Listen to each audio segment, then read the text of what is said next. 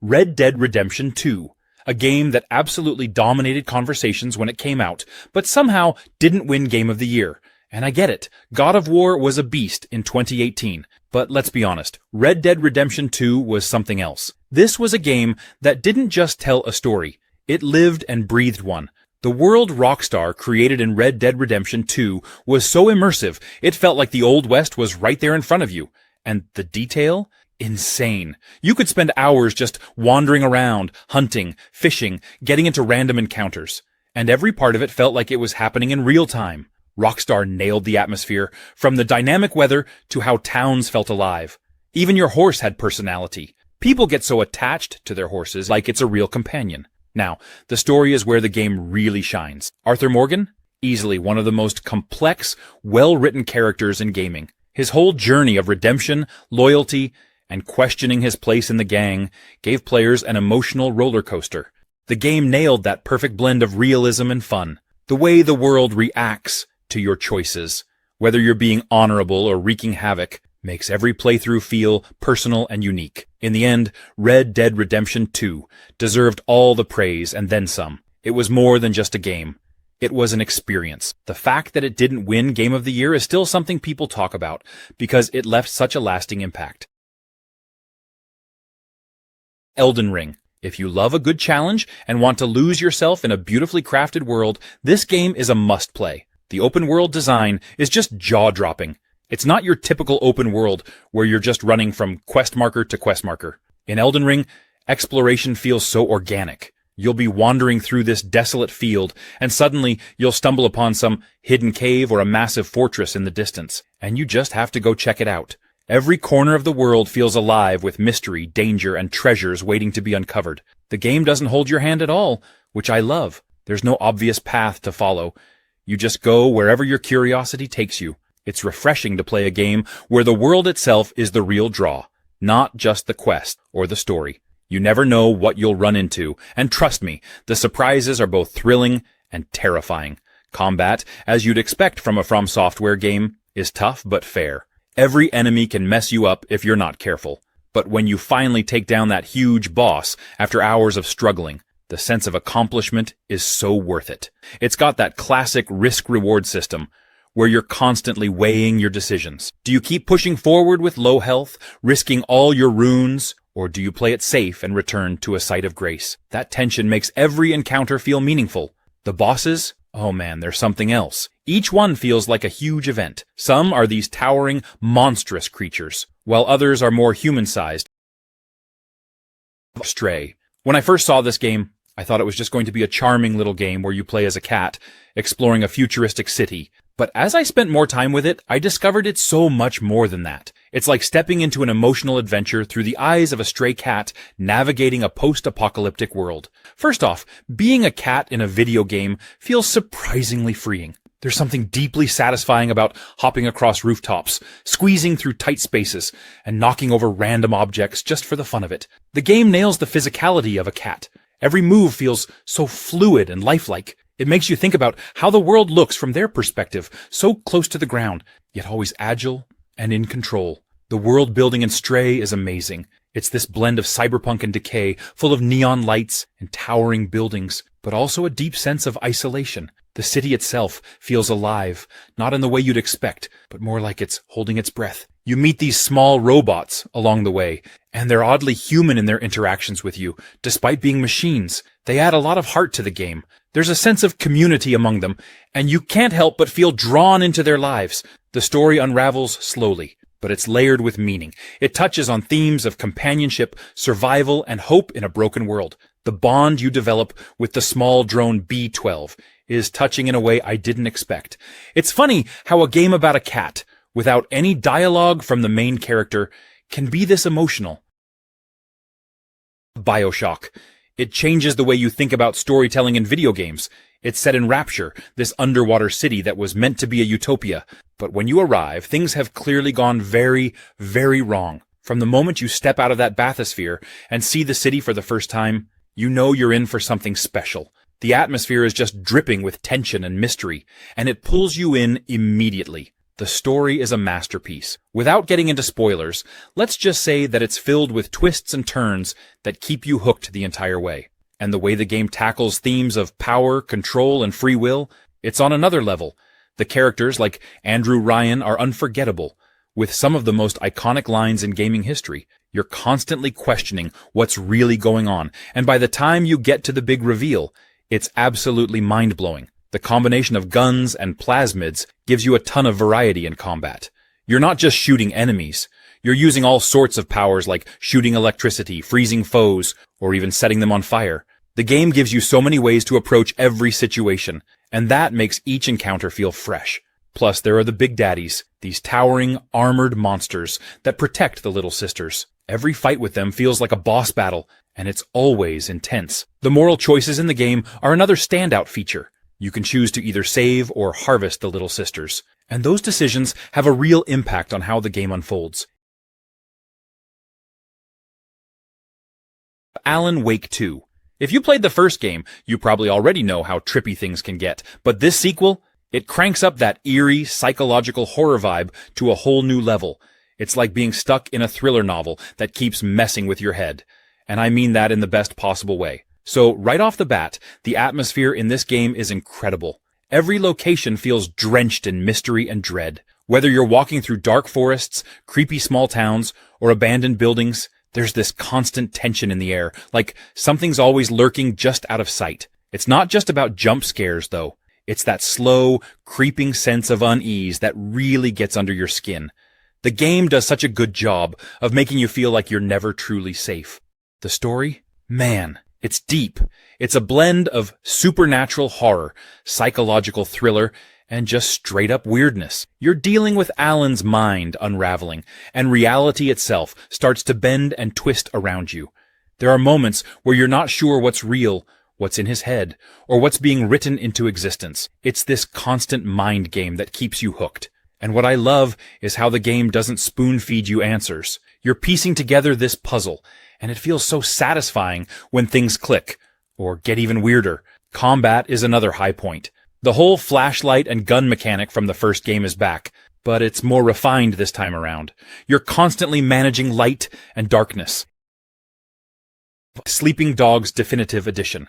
This game is seriously underrated and deserves way more love. Imagine an open-world action game set in the bustling streets of Hong Kong, where you play as an undercover cop tangled up in the city's dangerous criminal underworld. It's like GTA, but with a unique twist that really sets it apart. And let's not forget the driving. Sleeping Dogs has some of the most fun driving mechanics out there.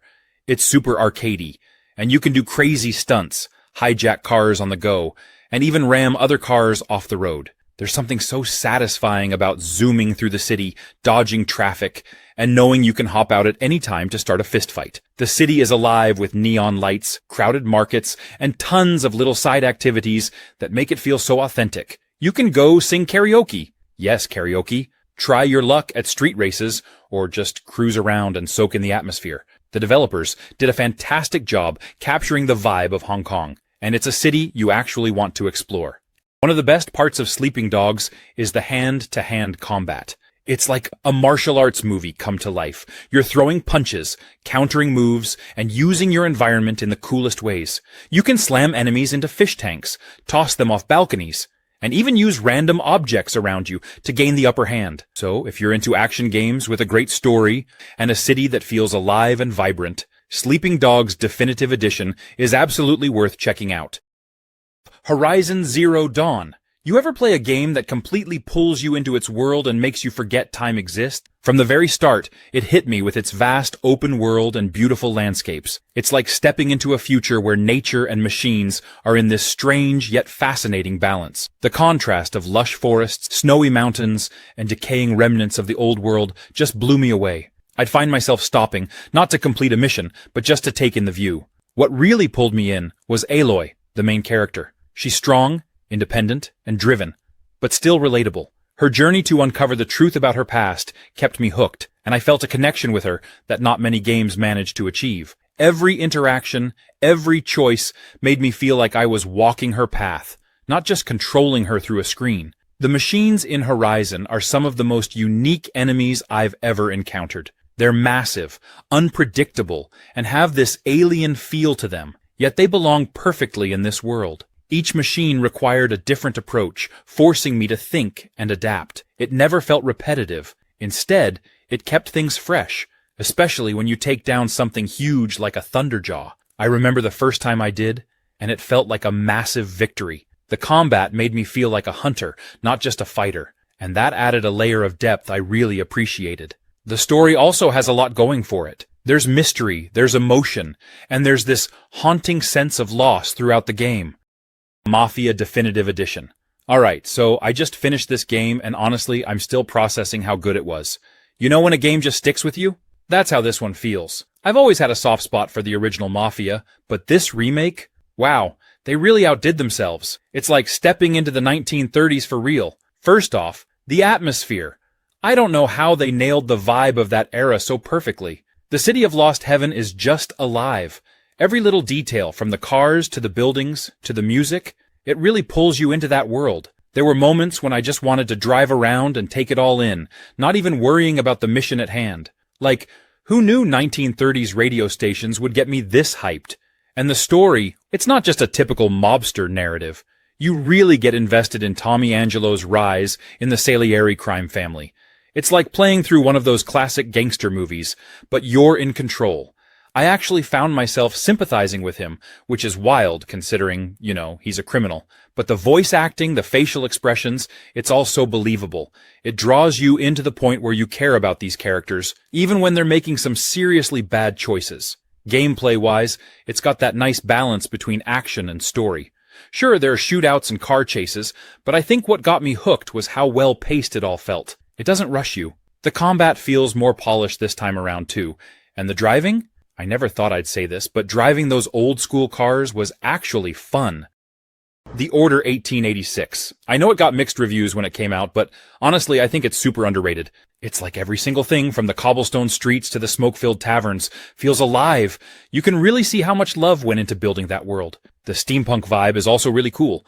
You've got this mix of old-school Victorian aesthetic with futuristic tech, like those crazy weapons that Nikola Tesla himself designed.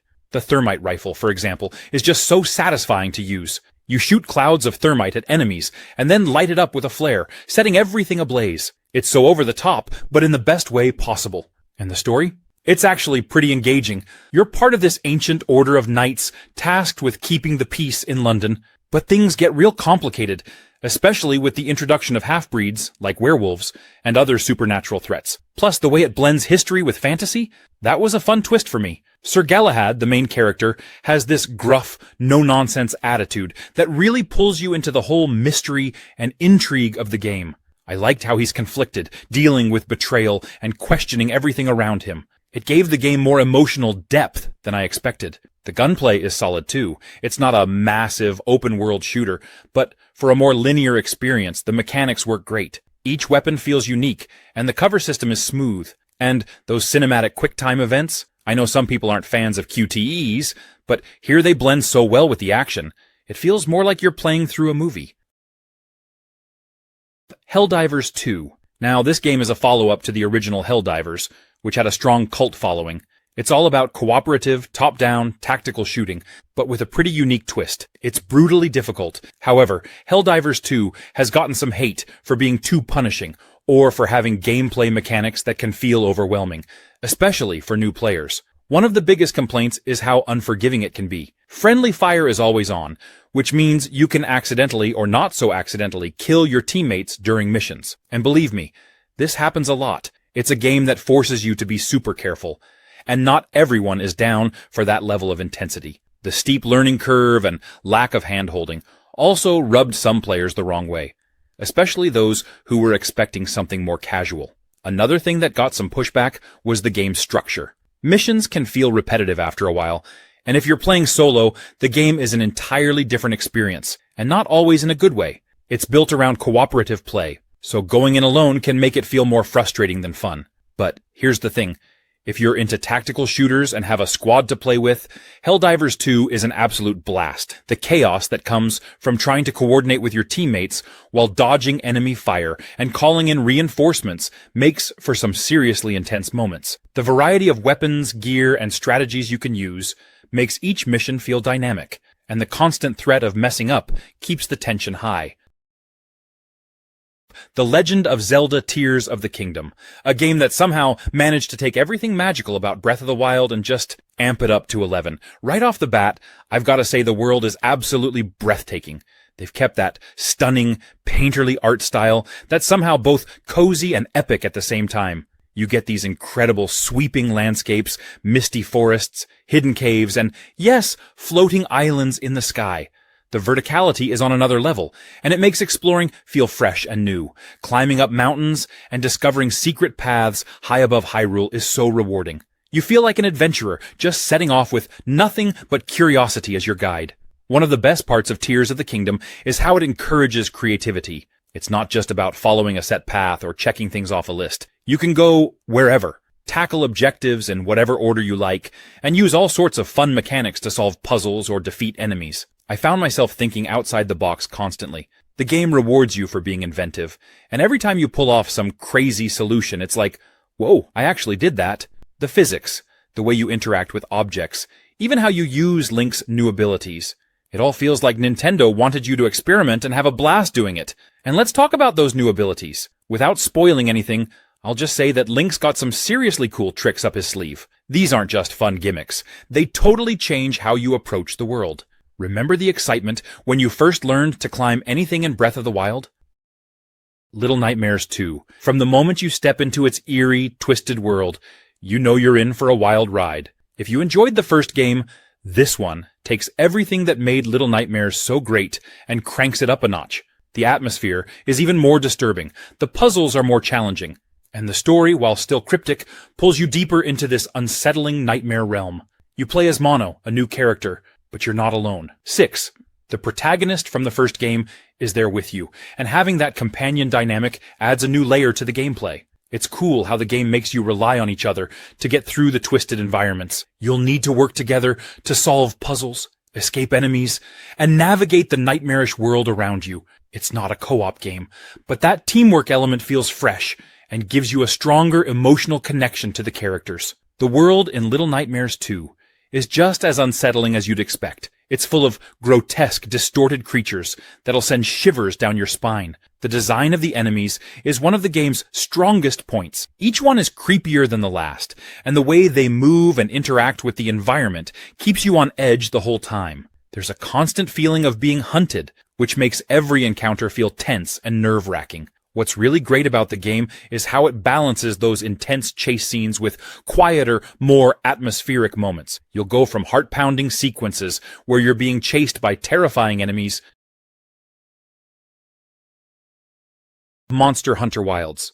You know that feeling when you step outside on a crisp, fresh morning and think, today's going to be epic? That's what this game delivers.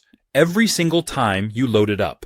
So here's the thing about Wilds, it's not your typical hack-and-slash fest, where you mindlessly take down monsters. Oh no, this is like survival camping meets adrenaline junkie. Imagine being dropped into these stunning, living ecosystems, where every step feels like you're part of something bigger. You're not just hunting monsters, you're living in their world. And let me tell you, it's their world. You're just a heavily armed visitor. The first thing that really hit me was how alive everything feels. Like, you're walking through this dense forest, and you hear something rustling in the bushes. Your brain immediately goes into overdrive. Is it a tiny critter? A massive beast? Or worst of all, one of those sneaky predators that sees you before you see it? You're constantly scanning the environment, looking for tracks, droppings. Yes, droppings. This game makes you care about monster poop. Or broken trees that scream, something huge came through here. And then, when you do find your target, oh man, buckle up. The monsters in Wilds are not here to make you feel like a hero. They're big, terrifying, and absolutely majestic in how they move and fight. One moment, you're feeling all smug, thinking, I got this. And the next, you're rolling out of the way as a winged nightmare tries to turn you into a pancake. Demon's Souls. The world of this game is jaw-dropping, especially in the remake for the PS5. You step into this dark, eerie kingdom of Boletaria, and right away, the atmosphere pulls you in. Each area has this unique vibe, from creepy, foggy swamps to towering castles and fiery caverns. One thing that really stands out in Demon's Souls is how it doesn't hold your hand at all. There's no big tutorial here, just you, your sword, and the mystery of Boletaria. That might sound intimidating, but honestly, it's what makes this game so memorable. You're learning as you go, and every little discovery feels like a personal victory. And when you finally figure out a tricky pattern or beat a boss that felt impossible, that's one of the most satisfying feelings in gaming. And speaking of bosses, Demon's Souls has some of the best. Each one is unique, creepy, and requires you to stay on your toes and really study their moves. You'll probably get your butt kicked a few times, or a dozen times, but that's okay. It's all part of the fun. Each boss fight feels like a grand event. There's this tension in the air, and you're just waiting to see what insane move they're going to throw at you next. But when you finally bring one down, the victory feels so sweet, like you've just accomplished something epic.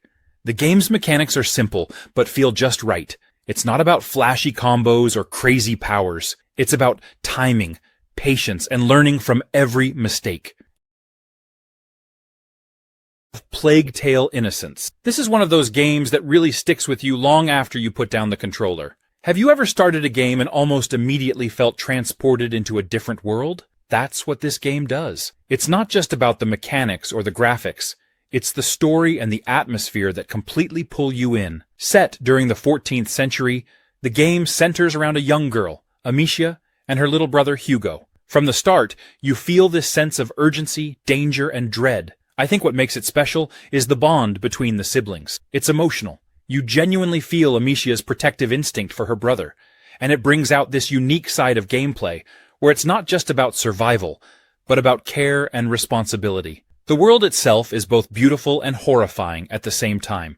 I mean, yes, it's grim, the plague is spreading, the Inquisition is ruthless, and rats are everywhere. Seriously, if you hate rats, this game will challenge that. But the art direction is so stunning. I'd find myself just pausing to admire a landscape or the light filtering through a ruined building, even though I knew danger was everywhere. It's these little moments of beauty that make the darker, scarier elements hit even harder. What I found refreshing about Plague Tale is how it combines puzzle solving, stealth, and storytelling so seamlessly. You're not just mindlessly fighting enemies. Instead, you're constantly thinking, strategizing, and using your environment to your advantage. Doom 4. This game brought back the old-school shooter in the best way possible, but still didn't take home the Game of the Year award. And I'm still scratching my head over that, because Doom was an absolute beast when it dropped.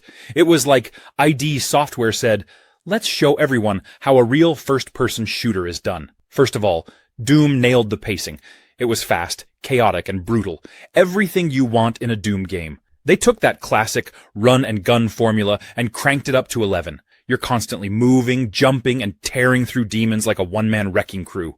The combat was a symphony of destruction, where stopping meant death. And let's not forget the glory kills, where you get rewarded for ripping apart demons up close in the most satisfying ways possible. The thing that made Doom stand out was how unapologetically old school it was. No cover mechanics, no reloading, just pure adrenaline-fueled action. It felt like a return to form for the genre.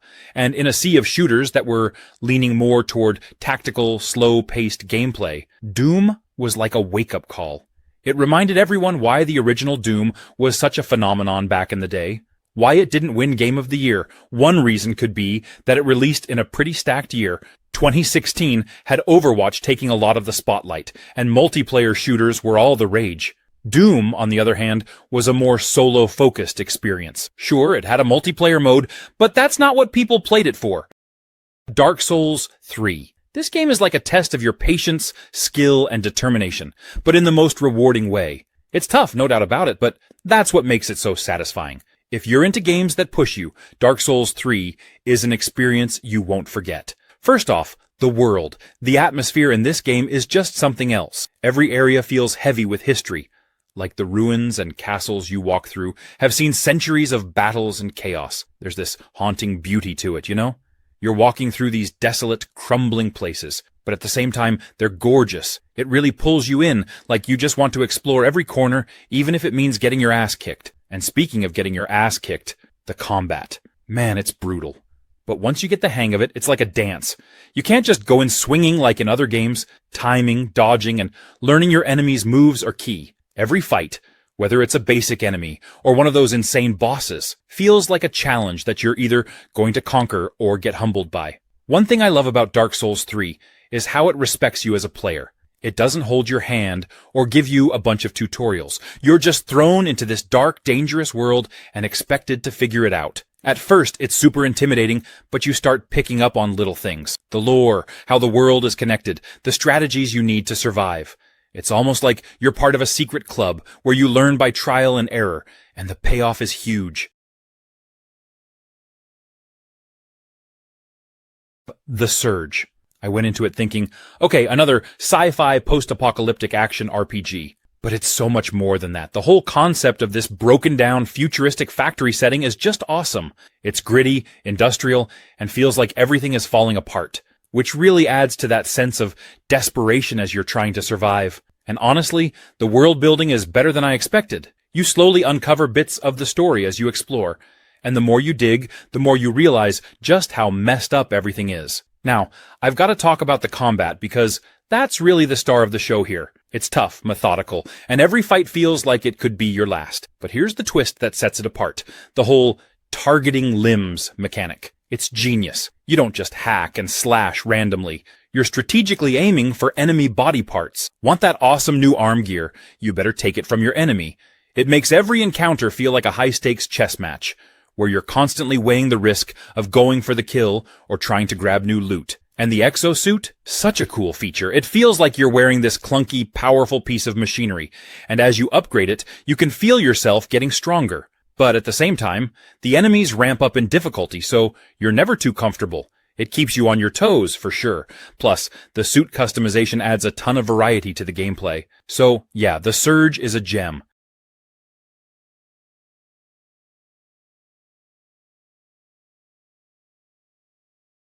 Forza Motorsport. This isn't a game that casually asks you to win.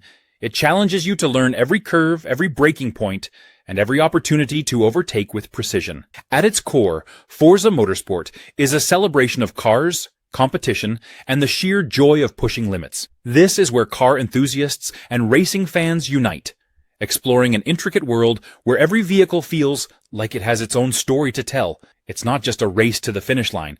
It's about understanding your car, the track, and the craft. There's a kind of magic in how the game translates the language of motorsport into an experience that feels approachable yet endlessly deep.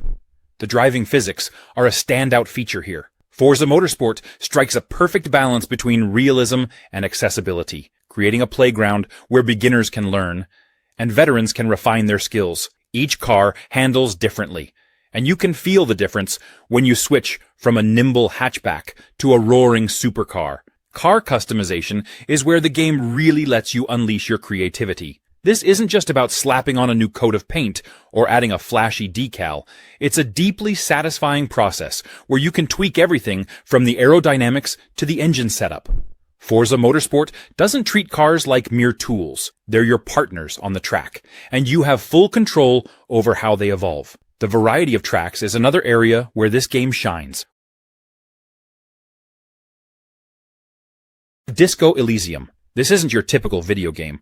There are no epic boss fights, no laser-shooting guns, and no saving the world from a galaxy-ending threat. What you get instead is a deeply personal, weirdly hilarious, and sometimes emotional journey that sticks with you long after the credits roll. The premise is simple. You wake up as a detective with the world's worst hangover and zero memory of who you are or what you're supposed to be doing. Oh, and there's a murder to solve. But trust me, it's so much more than just a crime story. This is a game about choices, messy, chaotic, and completely human choices. And the best part, it never judges you for them.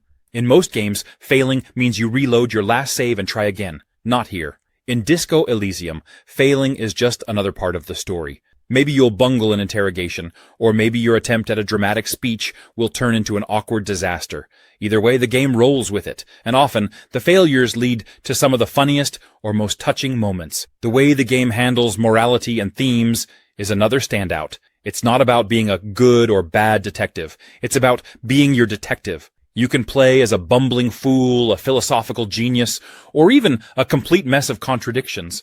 And the game never forces you into a box. It's about exploring who you are in this broken world. And trust me, some of the outcomes from your choices are hilarious. If you're up for a journey that's more about the questions than the answers, give this game a shot. Final Fantasy VII Remake. This game took one of the most iconic RPGs of all time and flipped it in the best way possible. It was a love letter to fans of the original, while also introducing a whole new generation to the world of Final Fantasy VII. Honestly, it not winning Game of the Year still feels like a bit of a robbery. First off, the remake was more than just a visual upgrade. Yes, the graphics were jaw-dropping. Midgar looked absolutely incredible, from the towering structures of Shinra to the gritty streets of the slums. But it was the way they expanded the story that really stood out. Characters like Biggs, Wedge, and Jesse, who were barely more than side characters in the original, suddenly had fleshed-out backstories and personalities. It made you care about them in a way you just couldn't before, which made certain story moments hit even harder. The combat was another huge change. Gone were the strict turn-based mechanics, replaced with this hybrid system that mixed action and strategy. You could hack and slash through enemies in real time, but still slow things down to issue commands, use spells, or unleash limit breaks. It was the perfect blend of old and new, catering to both fans of traditional JRPGs and those who preferred more modern action RPG mechanics. Another reason it might have missed out on Game of the Year is that 2020 was a crazy year for games. The Last of Us Part 2 took home the big prize, and while that game had its own controversies, it was a narrative and technical powerhouse.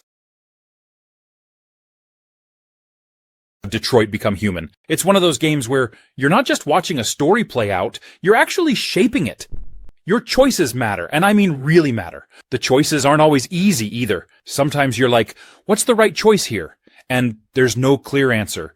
It's all about what you value, and that affects the relationships you build and the path you take. There's this branching storyline, so the game reacts to your choices in a way that feels organic. Each playthrough can be so different, and it's wild seeing how even small decisions can snowball into something huge later on. You play as 3 different androids, each with their own story, and the game does an amazing job of making you care about each one. You feel invested in their struggles, their choices, and what they want for their lives. The best part for me was the emotional weight. The game digs into some pretty deep themes: freedom, empathy, what it means to be human. And because it's so interactive, it really makes you think about what you do in these situations. By the end, you're not just playing a game, you're reflecting on your own beliefs and choices, which is pretty rare for a video game. And Detroit doesn't shy away from tension either. There are moments where you're genuinely on the edge of your seat, trying to make quick decisions that could totally change everything. And the stakes are high because, things can go wrong in big ways if you make a wrong call. So, yeah, Detroit Become Human is perfect if you're into games that let you dig into a story deeply, and that give you control over what happens. Of Kena Bridge of Spirits. From the moment I started playing, I was just blown away by how stunning everything looked. It's like stepping into a Pixar movie, but you're in control. The art style is so vibrant and colorful, and the way they bring this magical world to life is just mesmerizing. Every detail feels like it was handcrafted with so much love, from the lush forests to the little creatures, the rot. I mean, those rot are just adorable, right? They're like these little black, fluffy creatures that follow you around, and they're not only cute, they're super helpful too. The gameplay, though, man, that's where it gets really fun. It's got that action-adventure feel, with some Zelda-like puzzle-solving and exploration. The combat is super smooth, and the combination of your staff attacks and the rot helping you out is such a cool mechanic. I loved how you can use the rot to distract enemies or empower your attacks. And the way the game gradually gives you new abilities keeps things fresh. Plus, those boss fights, some of them are tough, Like, way tougher than I expected. They really make you strategize, which is a nice surprise in a game that looks so cozy on the surface. And speaking of cozy, the world is just so nice to explore. The puzzles are really well designed too. Not too hard, but they make you feel smart when you solve them. I remember one where you had to use the rot to move objects around and align things just right, and it was just the perfect balance of challenge and satisfaction. Borderlands 3. The combat in Borderlands 3 is just pure, unfiltered chaos in the best way possible. You've got guns that shoot other guns, grenades that create black holes, and even weapons that yell insults while you fire them. It's not just about how many guns there are, though there are a lot. It's how creative and ridiculous they are. Every time you pick up a new weapon, you never know if it's going to completely change how you play, or just make you laugh out loud. And let's not forget the movement. They've really amped it up in this game. You can slide, mantle, and just zoom around the battlefield like a maniac. It makes every encounter feel dynamic and keeps the adrenaline pumping. There's nothing quite like sliding into cover, tossing out your action skill, and watching as absolute mayhem unfolds around you. Now let's talk about the world. Or should I say worlds? This isn't just Pandora anymore. Nope.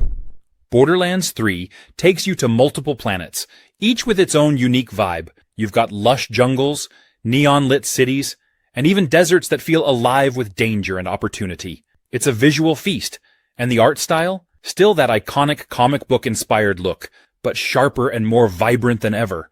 It's like someone took a Saturday morning cartoon, threw in some chaos, and cranked it up to HD. Now, I know some people think the story in Borderlands 3 might be a bit wild or over the top, but that's kind of the point. It's unapologetically zany. And for me, that's a big part of the charm. Spec Ops: The Line. It's one of those games that messes with your expectations in the best way. I remember going into it thinking, oh, just another military shooter, right? At first glance, it looks like your standard third-person cover shooter. You're leading a squad, you've got your guns, sandstorms everywhere because it's set in Dubai, and it all seems pretty straightforward, but as you dig deeper, that's where things start to unravel. The story pulls you in directions you don't expect, and it really makes you question your choices, like seriously question them. What I loved about Spec Ops: The Line is how it uses the setting and the characters to play with your mind. You start feeling like the hero, but after certain missions you're like, wait, am I doing the right thing here? The game gets into some heavy stuff about the horrors of war and the consequences of your actions, which is something most shooters don't really touch on. It's more than just, go here, shoot this. There's a layer of guilt and responsibility that weighs on you by the end. Plus, the gameplay is solid. I mean, the shooting mechanics are great, the cover system works well, and the environmental destruction with the sandstorms is a cool twist. But really, the gameplay is just a vehicle for the narrative, and that's what elevates this game from being just another shooter to something special. You don't see a lot of games that really make you reflect on the violence in that way. Honestly, if you're into games that challenge you emotionally and mentally, while still delivering fun, engaging action, Spec Ops is a must. Rise of the Tomb Raider. This game really took me by surprise in the best way possible. I mean, I knew going in it was going to be a solid game, but it actually exceeded my expectations on so many levels. First off, the environments are stunning. Every single location feels meticulously crafted, from the frozen Siberian mountains to the hidden tombs. You really feel like you're on this epic adventure with Lara. I found myself just stopping to take in the views at times, which isn't something I do often in action games. And speaking of action, the combat and stealth mechanics are incredibly satisfying. You get this perfect blend of intense firefights, sneaky takedowns, and crafting that just keeps you engaged throughout. There's this real sense of progression, too. By the end of the game, I felt like Lara had grown so much, not just as a character, but in terms of abilities. You can craft your own explosives, improve your gear, and upgrade your skills, so it feels like you're always evolving. The game nails that feeling of being alone in the wilderness. There were plenty of moments where I felt like Lara was up against impossible odds, but her resilience kept pushing her forward. There's something really inspiring about that. It's like you're constantly in survival mode, scavenging for resources, battling enemies, and fighting the elements. I have to say, the tombs themselves are a standout. They're optional, but trust me, they're worth exploring. Some of the puzzles had me scratching my head for a while, but that moment of solving them is so satisfying. CLAIR Obscure 33. This is an intricate and deeply atmospheric puzzle-adventure game that revolves around uncovering the truth. In a world shrouded in mystery and contrast, the game leans heavily into its mechanics, offering a blend of clever problem-solving and exploration that feels distinctly tailored for those who appreciate a cerebral challenge. It's a space where every element exists for a reason, demanding your attention to detail and rewarding your curiosity. Every area you explore challenges your perception, requiring you to think about space and perspective in ways that few other games dare to explore. The interplay of light and darkness serves as the foundation for its puzzles, turning even the simplest task into a layered and engaging experience. The puzzles here are methodically crafted, each one designed to push you just enough to keep you invested without ever feeling insurmountable. They rely on logic and experimentation, encouraging you to test boundaries and think creatively, whether it's manipulating objects, redirecting beams of light, or using shadows to your advantage. The game keeps its mechanics fresh by constantly introducing subtle twists that evolve as you progress. Exploration is a key part of the experience. CLAIR Obscure invites you to pay attention to every detail in your surroundings, as the world is filled with secrets waiting to be uncovered. This is not a game where you can rush from point A to point B. It rewards patience and observation. Metal Gear Solid V: The Phantom Pain. It's one of those experiences that really makes you feel like you're in control of a tactical open-world espionage operation. From the moment you start as Big Boss, or Venom Snake, if you want to get technical, you know you're in for something special. The way the game blends stealth, action, and freedom of choice is just next level. Let's start with the open world. Unlike previous Metal Gear games, which were more linear, The Phantom Pain drops you into these massive living environments. You've got Afghanistan's rocky, mountainous terrain, and the jungles of Africa, each filled with enemy bases, patrols, and wild animals. The thing is, the world isn't just a backdrop. It reacts to how you play. You can approach missions any way you want, whether it's going in guns blazing or sneaking in without anyone ever knowing you were there. And the best part? If you get caught, the game doesn't punish you too harshly. You can adapt, think on your feet, and still pull off the mission. That freedom keeps the tension high and the experience fresh every time. The stealth mechanics, they're just so well done. You've got all these tools at your disposal. Decoys, tranquilizer guns, night vision goggles, and you can customize your loadout for every mission. One of my favorite things to do is use the cardboard box, classic Metal Gear, to sneak around or surprise enemies. It's so ridiculous, but somehow always works. And Mother Base is such a cool feature, you're constantly building it up. Cyberpunk 2077. I know it had a rocky start, but seriously, it's a totally different game now after all the updates. The world of Night City is just wow. I mean, if you love getting lost in a huge, neon-lit, gritty open world, this game is perfect. It feels alive, you know? The city's got this cyberpunk vibe down to a T. Dark alleys, giant holograms, futuristic cars, the whole Blade Runner kind of thing. And honestly, I love how the game doesn't shy away from showing the messier side of that world, like the clash of high-tech and low-life. V, the main character, is super customizable too. I spent way too much time tweaking my character at the start, like more than I'd care to admit. But it's fun to play with all the different builds, whether you want to go full-on hacker, cybernetic brawler, or sneaky assassin. Plus, the augmentations, dude, that's the coolest part. You can literally replace parts of your body with cybernetic enhancements. Who wouldn't want a built-in katana arm or optic implants? What's crazy is how the story can change depending on what you do. Like, the choices really feel like they matter. There was this one mission where I was trying to decide whether to help these corporate types or betray them, and man, I was stressing over it for days. I couldn't stop thinking, what if I made the wrong choice? But that's the fun of it. There's no right or wrong answer, just how you want to play it. I will say the driving can be a little wonky at times, but honestly, once you get used to it, it's not that bad. Plus, the city's so massive, it's fun just cruising around, taking in the sights. Sekiro. I went in this game expecting something similar to Dark Souls, but nope. Sekiro has its own thing going on. It's all about timing, parrying, and mastering patience. You can't just hack your way through this one, but when you finally land that perfect parry, or take down a boss that's been wrecking you, it's the most satisfying feeling ever.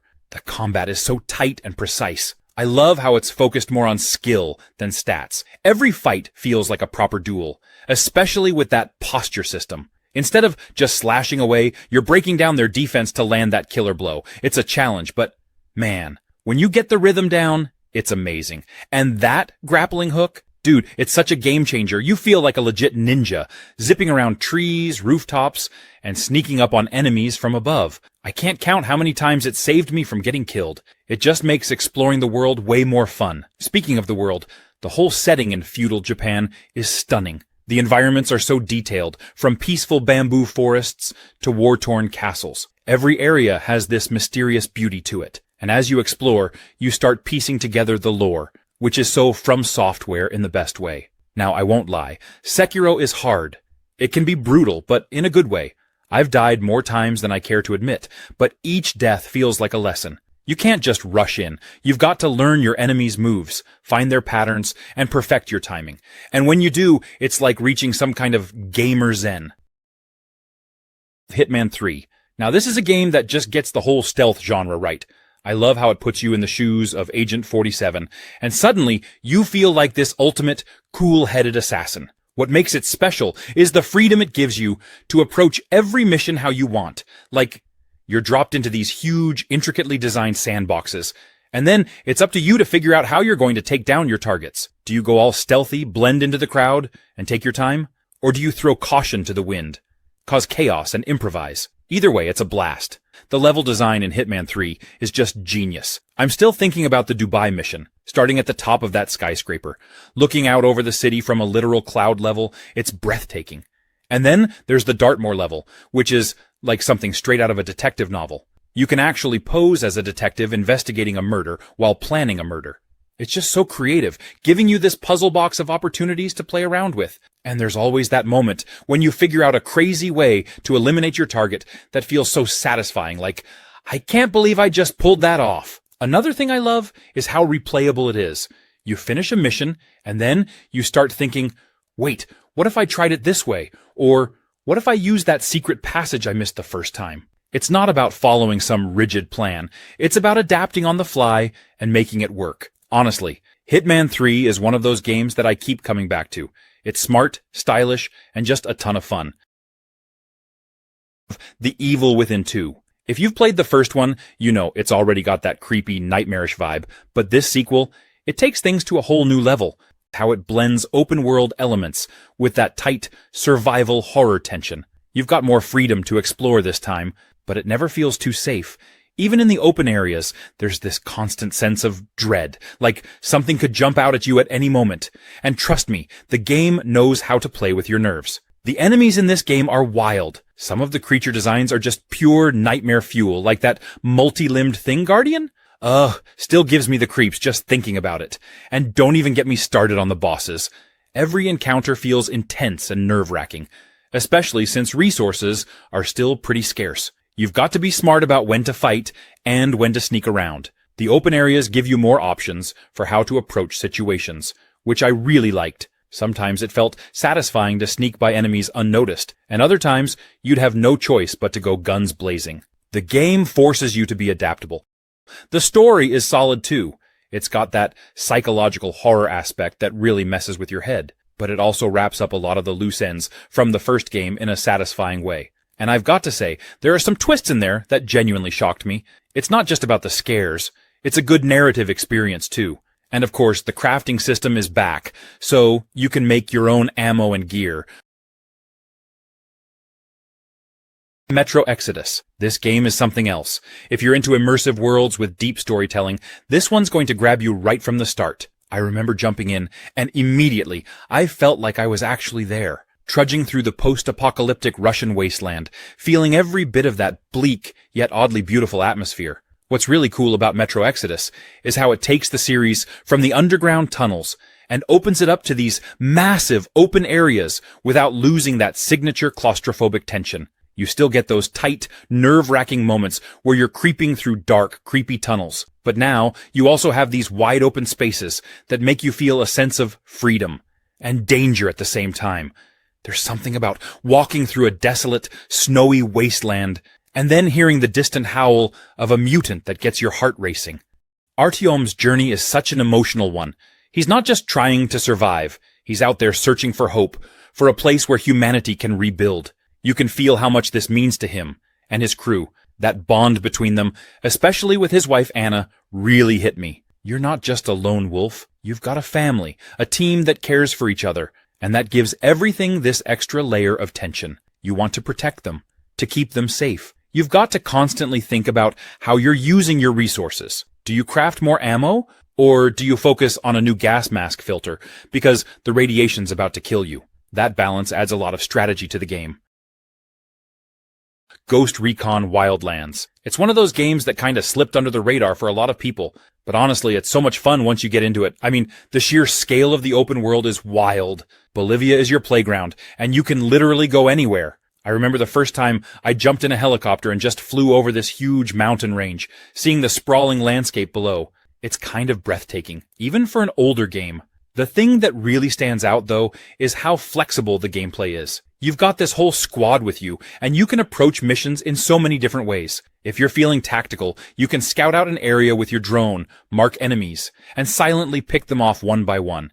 Or you can just go in guns blazing and let the chaos unfold. And I love that both options work. There's no one way to play it. And man, playing co-op with friends, that's where it gets really fun. There's nothing quite like coordinating an attack with your buddies, where everyone's got their role. One person's sniping, another's on the ground sneaking in, and then you're calling in air support. It just makes you feel like a real squad. Of course, it doesn't always go according to plan, and when everything falls apart, it turns into this hilarious mess of trying to escape or salvage the mission. But that's part of the charm, right? I also appreciate how the game doesn't take itself too seriously. Sure, it's got this gritty cartel storyline, but the characters crack jokes, and there are these moments of levity that break up the intensity. The only downside? I guess some missions can get a bit repetitive if you're playing solo for too long. Atomic Heart. From the moment you jump into this weird, retro-futuristic Soviet world, you can tell you're in for something totally different. The whole vibe of the game is what grabbed me first. It's like if BIOSHOCK and Half-Life had this crazy alternate reality baby. The setting just pulls you in right away.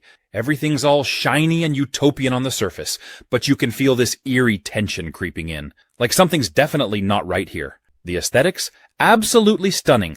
It's got this whole 1950s retro sci-fi look, but it's set in this alternate version of the USSR where technology advanced in these weird, unsettling ways. Robots everywhere. And they're not your friendly, helpful kind either. As you're exploring, you've got this constant sense of, okay, when's the next crazy thing gonna try and kill me? It keeps you on edge, but in a fun way. Combat is intense, but super satisfying.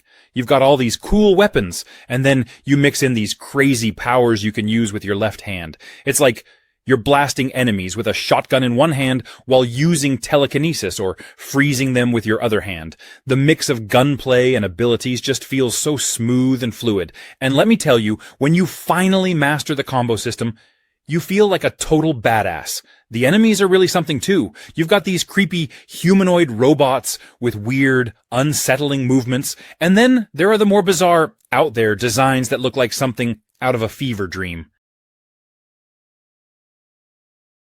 Watch Dogs. You remember Watch Dogs? The first one? I feel like it doesn't get enough love. It's funny because when it first came out, everyone was hyped about the whole hacking thing. Yeah, it didn't fully live up to the insane expectations, but looking back, it was actually a pretty solid game. What really pulled me in was the whole idea of controlling the city with your phone. Like, you could hack traffic lights, cameras, basically turning the entire city of Chicago into your personal playground. There's just something so satisfying about sneaking into an enemy base and never even having to fire a shot. Just using cameras and distractions to mess with people. It made me feel like this tech-savvy mastermind. Aiden Pierce is a little brooding, and not the most charismatic character out there, but I kinda liked that about him. He felt like this guy driven by grief, and everything he did had this personal weight to it. I also loved how the city of Chicago itself felt alive. It's not just a backdrop, it reacts to what you're doing. If you cause too much chaos, people call the cops. And then you've got this whole cat-and-mouse chase through the streets, dodging police cars and helicopters. I had so many moments where I barely escaped by hacking a drawbridge or raising blockers just in time. The adrenaline rush from those moments was legit. I think it's one of those games that's way better than people remember. It had a fresh take on open-world action, with the whole hacking twist that really made it stand out. If you haven't played it in a while, I'd say give it another shot. It's got this cool, techie, modern, vigilante vibe. Days Gone. I'll admit, when I first heard about it, I wasn't expecting too much, but once I started playing, I got hooked. It's one of those open-world games where you get so lost in the world that hours just fly by. And let's be real, who doesn't love a good post-apocalyptic story with zombies? Or I guess freakers in this case. The thing that stands out to me the most is the world itself. Oregon, but post-apocalyptic. It's both beautiful and terrifying at the same time. You're riding your bike through these gorgeous landscapes, like snow-capped mountains and dense forests, but you know danger is lurking around every corner. It's such a cool mix of peaceful and intense. I remember just cruising down the highway at sunset, only to get ambushed by a freaker horde or a pack of wolves out of nowhere. Speaking of the bike, Days Gone really makes it feel like your best friend. I know it sounds weird, but you're constantly upgrading it, maintaining it, and using it to get out of some really tight spots. Running out of gas in the middle of nowhere, with freakers closing in, is one of those moments where you're like, okay, this is serious. But when you've got your bike tuned up and ready to go, it's an absolute blast to just ride through the wilderness, wind in your hair, dodging obstacles and escaping enemies. And then there's Deacon. I didn't expect to get so attached to his story, but as the game went on, I really started to feel for the guy. The freaker hordes, though, insane. The first time you run into one, it's pure panic. I'm talking hundreds of freakers coming at you all at once, and you have to figure out how to take them down. Resident Evil 4 Remake. You know how remakes can sometimes feel like just a polished-up version of the original? This one is so much more than that. Capcom managed to take one of the most beloved games in the series and elevate it in all the right ways. It's like they took everything that worked in 2005 and improved it without losing that magic. Honestly, if you're a fan of the original, you're going to be thrilled. First off, the graphics are stunning. You know how the original had that eerie, creepy vibe with its isolated village? Well, the remake takes that atmosphere to a whole new level. The foggy woods, the creepy lighting, it just feels so immersive. There were moments when I had to stop and just take in the environment. It's terrifying, but in a way that makes you want to explore every corner. Gameplay-wise, I was thrilled with how much smoother everything felt. Leon's movements are less stiff, and the gunplay, spot on. The combat has been reworked to feel more dynamic, especially when you're dodging and parrying enemies. Oh, and speaking of enemies, those Ganados are way more terrifying this time around. They're more aggressive, smarter, and honestly, I found myself sweating in some of those encounters, especially when you're dealing with hordes at once. I loved the tweaks they made to the characters too. Leon has more personality. He's still got those cheesy one-liners, but he feels more grounded. Ashley is no longer just the damsel in distress. She's actually helpful, and their dynamic adds to the story in a way that feels more natural. SIFU. What's crazy about SIFU is how brutal it can be. I mean, you're this martial artist out for revenge, and the combat system is so fluid, but also super challenging. It's not the kind of game where you can just mash buttons, but the real twist? The aging mechanic. Every time you die, your character ages, and it changes how you play. As you get older, you hit harder, but lose health. It's such a clever way to keep the tension high. You're constantly trying to balance staying alive while still taking risks. There's this internal struggle like, do I push through this fight now, or should I retreat and try again later? The more you age, the fewer chances you have to finish your mission, which makes every death feel meaningful. The level design is awesome too. You're moving through these beautifully crafted environments, from neon-lit nightclubs to serene temples. Each one feels like a love letter to classic kung fu movies. The game's art style is sleek and minimal, but the environments are so detailed, and the atmosphere is on point. You really feel like you're living out this martial arts epic. What I also loved is how SIFU doesn't hold your hand. The difficulty can be punishing, but in a way that makes you want to get better. It's all about learning from your mistakes and coming back stronger. Each time you die, you're learning the enemy's patterns, figuring out new strategies. It's got that Dark Souls vibe where every failure is a lesson. If you love a good challenge and want to experience some of the best hand-to-hand combat in gaming, SIFU is a must-play. Mad Max. So, I recently had the chance to spend some time with Mad Max, and let me tell you, it's an experience that truly stands out. The game captures the raw, gritty essence of the Mad Max universe so well that it feels like you're right in the heart of that post-apocalyptic wasteland. One of the first things that hit me was the attention to detail in the environment. The desolate landscapes and towering sandstorms are crafted with such precision that they almost feel alive. It's like every corner of the world has a story to tell, and exploring it becomes an adventure in itself. Upgrading and customizing your car, the magnum opus, is an absolute blast. There's something incredibly satisfying about tearing through enemies with a fully upgraded, heavily armed vehicle. And the thrill of high-speed chases and explosive battles really keeps you on the edge of your seat. The narrative is another strong point. Max's journey, filled with intense personal struggles and high-stakes encounters, is engaging from start to finish. It's not just about surviving, it's about finding purpose in a world that's gone mad. The characters you meet along the way, each with their own quirks and backstories, add depth to the story. What's more, the game does a great job of balancing action with exploration. There's always something to discover, whether it's hidden loot, side quests, or just interesting details in the environment. It encourages you to take your time and really soak in the world around you. The combat mechanics are solid. Guardians of the Galaxy. This one's interesting because it kind of had everything going for it, but for some reason, it didn't hit as big as people expected at launch. I mean, you've got one of the most beloved Marvel teams, a great developer, Eidos Montreal, and a focus on single-player storytelling, which is something a lot of people were craving, but when it dropped, it just didn't make the splash it should have. So, what happened? Well, for one, people were still feeling the aftershocks of Marvel's Avengers. That game didn't really land well with fans, and it made a lot of people skeptical about Guardians. Folks saw another Marvel game and thought, here we go again with another live service mess. Even though Guardians of the Galaxy is nothing like that. It's a totally single-player, story-driven experience with zero microtransactions or live service elements. But it got lumped in with Avengers, and that hurt its initial reception. Now let's talk about the controversial stuff. The characters. Some fans were thrown off because the game's versions of Star-Lord, Gamora, and the rest of the crew didn't look or sound like their MCU counterparts. If you're used to Chris Pratt as Star-Lord, or Zoe Saldana as Gamora, it might take you a second to adjust to these new interpretations, but once you do, you realize they're actually great.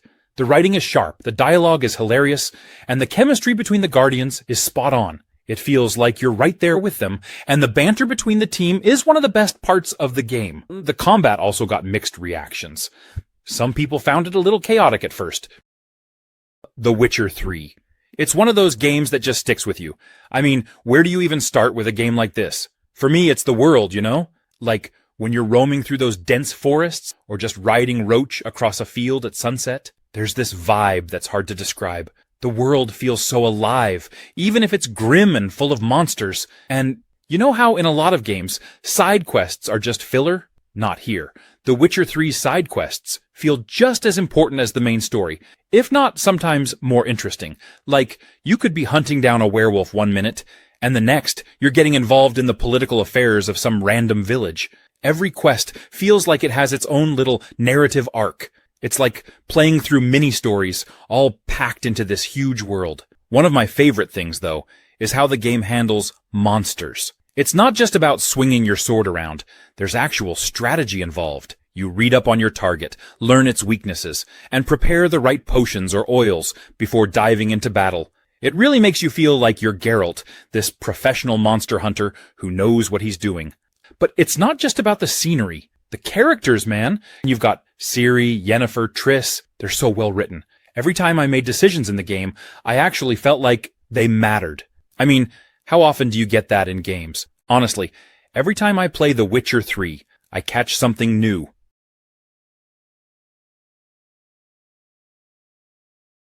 Devil May Cry 5. This game is just pure action-packed insanity. From the second you start, it's all high-energy, over-the-top combat, with Dante, Nero, and V, just going off in their own badass ways.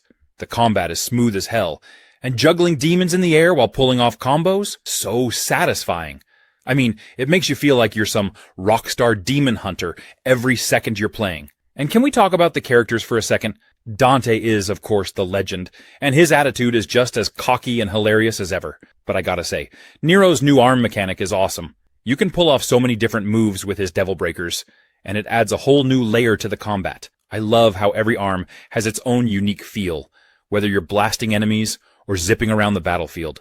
Then there's V. At first, I wasn't sure what to think of him, but his combat style is so unique. Controlling demons to do the fighting while you hang back? It's weird at first, but when you get the hang of it, it's pretty damn cool. He's like this mysterious, edgy dude, but in a fun way. The boss fights, though? Incredible. Every boss has this epic scale to it, and the game is great at making each fight feel intense without being frustrating. And the way the music kicks in when you're doing well? That's gotta be one of my favorite parts. The dynamic soundtrack literally gets better the more stylish you get, so it's like the game is rewarding you for being awesome. Honestly, DMC5 has some of the tightest, most fluid combat I've ever played in an action game.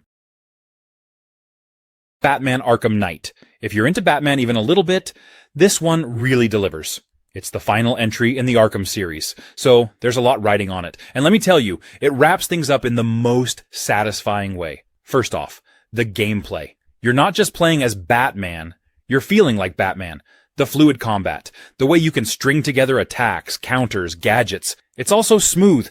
Honestly, once you get the hang of it, you feel like a superhero, effortlessly taking down waves of thugs. It's like the perfect balance of tactical and badass. And then there's Gotham City. I mean, this is the Gotham I've always imagined.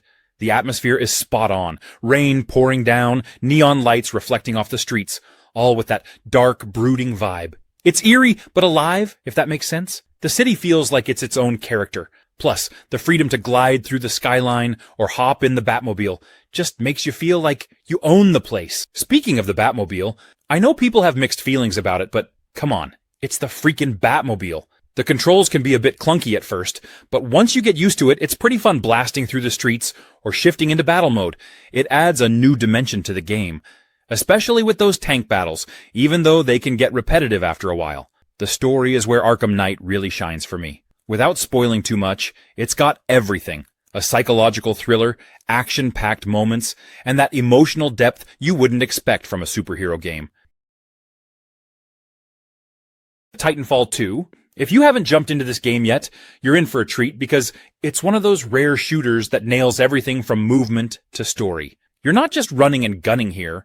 Titanfall 2 turns you into a parkour expert with wall running, double jumping, and slides that let you weave through the battlefield like a pro. The controls are smooth, and once you get the hang of it, it's hard to go back to other games. The map designs are built around this movement too, encouraging you to think creatively about how to get from point A to point B. There's something so satisfying about stringing together a perfect series of moves to outmaneuver enemies, and every match feels like you're pulling off action movie stunts. And then there are the Titans. If you ever wanted to pilot a giant mech, Titanfall 2 makes that dream come true. The game balances your time between playing as a pilot, the fast, agile soldier, and then calling down your Titan, which adds this completely new layer to the gameplay. Titans are powerful, heavy-hitting, and give you this awesome sense of being a walking tank. But it's not just a button mash fest.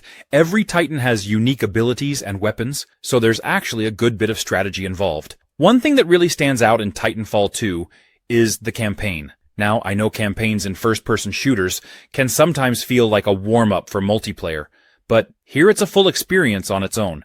It's well-paced, exciting, and even throws in some surprises that keep things fresh. Ghost of Tsushima. From the moment you start playing, it just feels like you're stepping into this beautifully crafted world. The first thing that really grabbed me was the landscape. The island of Tsushima is stunning, with these rolling hills, forests, and temples scattered all around. And the way the wind guides you instead of using a mini-map, that was such a cool touch. It makes you feel like you're part of the world, not just playing a game.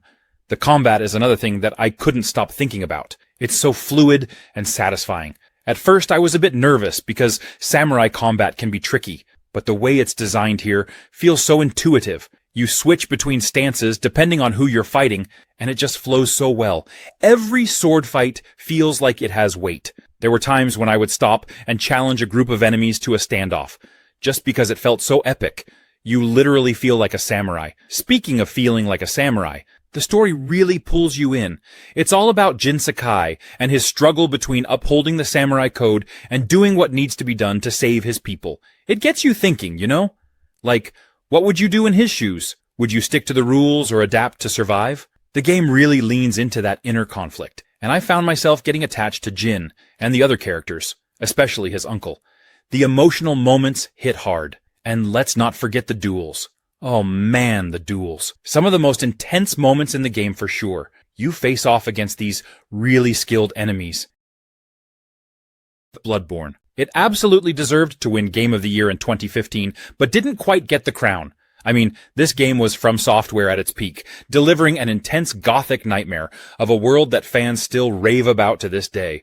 It's wild to think that something this groundbreaking didn't take home the big award. First off, the atmosphere in Bloodborne?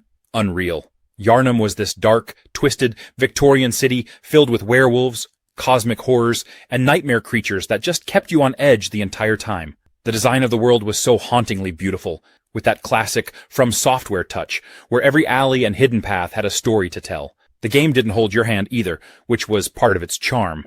You had to figure everything out on your own, from the lore to the mechanics. And let's talk about that combat system. Bloodborne took the typical slow, methodical Souls formula and made it fast and aggressive. You couldn't just hang back and wait. The game literally rewarded you for going on the offense with that regain system. If you got hit, you had a window to hit back and regain your health, which encouraged players to stay in the fight instead of running away. It was like Dark Souls on adrenaline. But here's the thing. Bloodborne came out the same year as The Witcher 3, Wild Hunt, and that's where things get tricky. The Witcher 3 swept most of the awards that year, and while it was undoubtedly a great game, a lot of people felt like Bloodborne was overshadowed because of that. But for those who played it, Bloodborne was a masterpiece.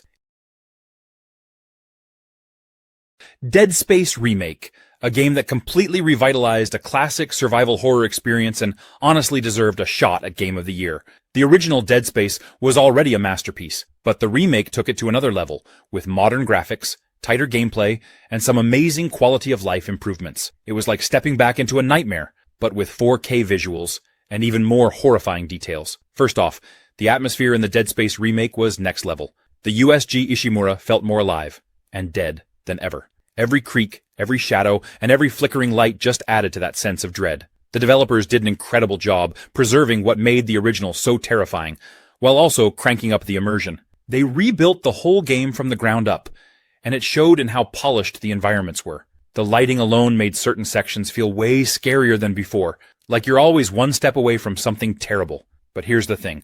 While the Dead Space remake was stunning and faithful to its source material, some people argued that it didn't do enough to push the genre forward, which is probably why it didn't take home the Game of the Year trophy. It was a fantastic remake, but it stayed close to the original's formula, which, for some, felt more like a tribute than a bold new experience. But here's the bottom line. The Dead Space remake did exactly what it set out to do, remind us why this franchise is one of the best in survival horror. The fact that it didn't win Game of the Year doesn't take away from the fact that it was one of the most polished and terrifying games of 2023. The Last of Us. Oh man, where do I even begin? You know how some games just stick with you long after you've finished them? That's exactly what The Last of Us did for me. It's so emotionally charged. Like, I knew it was going to be intense, but it's even more than I expected. Joel and Ellie's relationship? It's not just a typical protect the girl storyline. They feel like real people with real flaws. I think that's what I loved most, how raw and human it all feels. You watch them grow together in this messed up world, and it's not always pretty, but it's real. Speaking of the world, the post-apocalyptic setting is both terrifying and beautiful at the same time. Naughty Dog nailed that feeling of dread when you're walking through those overgrown cities. It's eerie, especially with the sound design. The clickers? Man, every time I heard them my heart rate went up. And they're not even the worst part. The humans in this game? Sometimes they're scarier than the infected. But honestly, it's the quieter moments that hit me the hardest. There's this one scene with Ellie in the giraffe sequence that made me just stop and take it in. In a world where everything's falling apart, there are still these tiny glimpses of beauty, you know? It makes you think about how people hold on to hope, even in the worst situations. Gameplay-wise, it's super tight. There's this constant balance of stealth, action, and scavenging. But what I appreciated most was how every encounter felt like it had stakes. You don't always have enough resources to just go guns blazing. Middle-earth: Shadow of War. It got a bit of a rough start, but honestly, deserved way more love than it got. Now, when it dropped back in 2017, the game had a lot of expectations riding on it because Shadow of Mordor was such a hit. And Shadow of War did a lot of things right, but there's no denying it also stirred up some serious controversy, which didn't help its case at launch. First, let's get the big elephant in the room out of the way. The microtransactions. Yep, that's where a lot of the initial hate came from.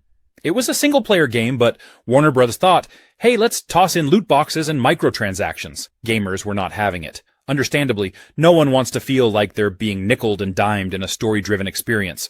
What's wild, though, is that they eventually removed the microtransactions completely. But by then, the damage had already been done.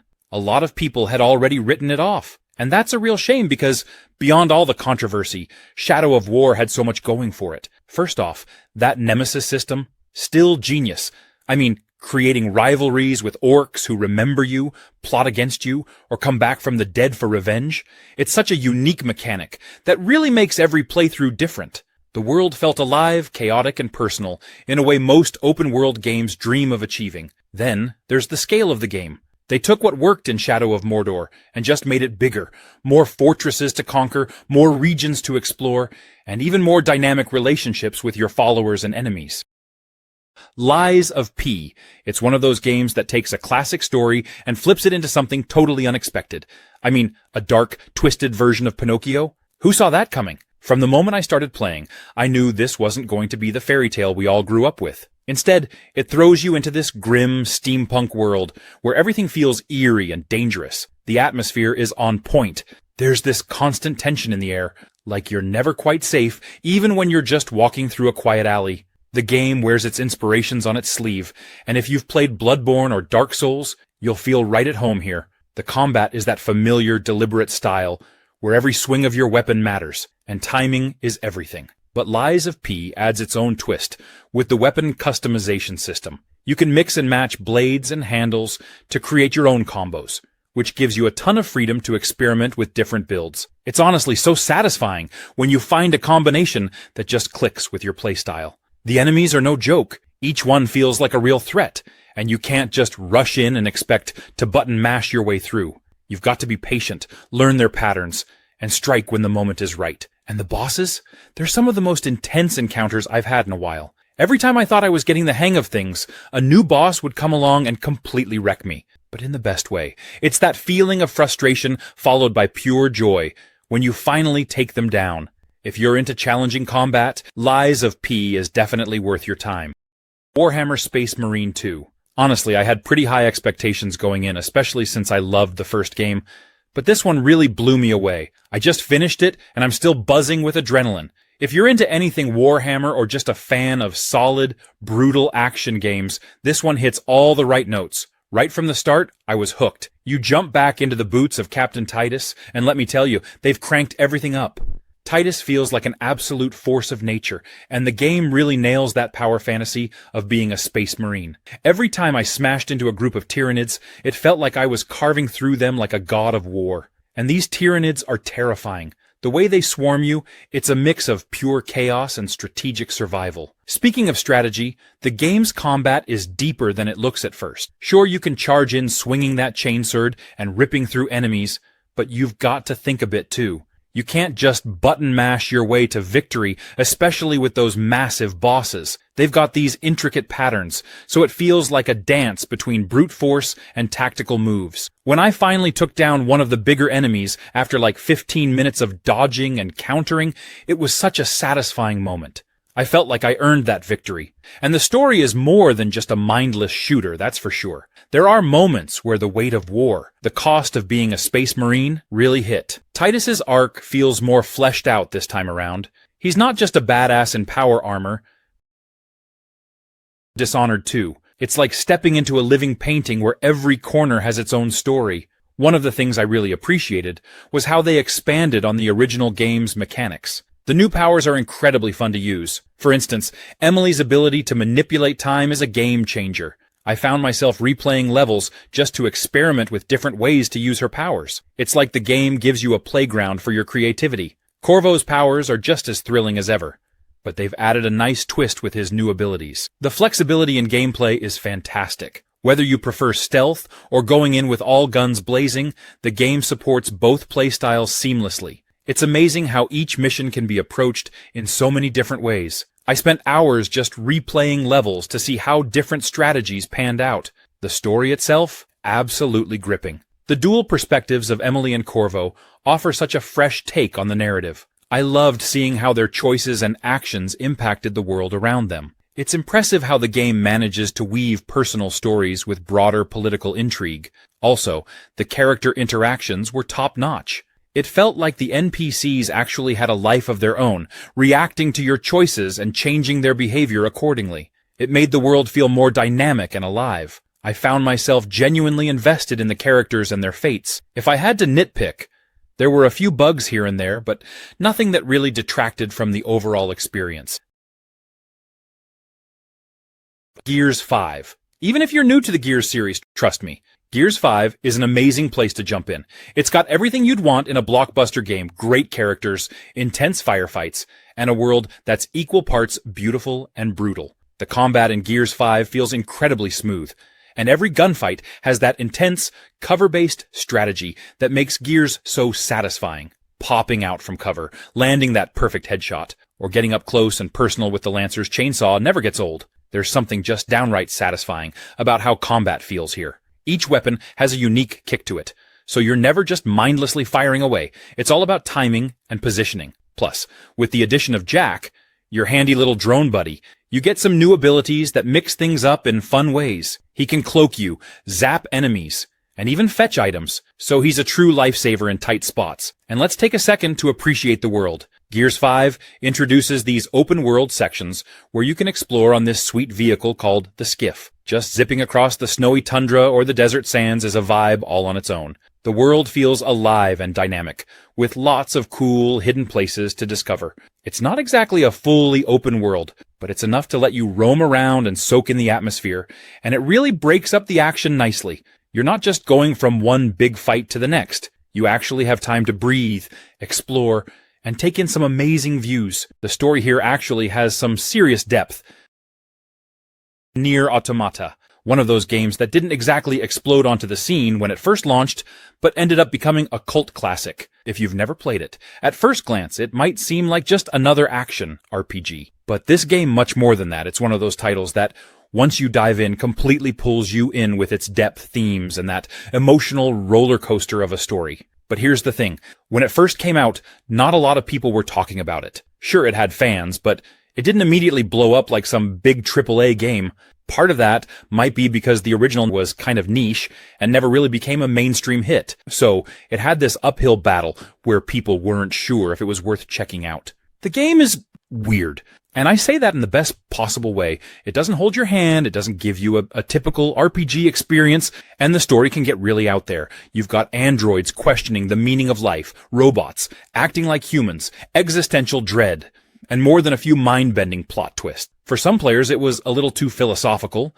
It's not afraid to get deep and ask big questions. And that can be off-putting if you're just looking for a straightforward action game. Then there's the whole multiple endings thing. It doesn't just have a single ending, it has like 26 of them. Now, most of those are joke endings, but to get the full story, you actually have to play through the game multiple times, seeing it from different perspectives. Some people love that.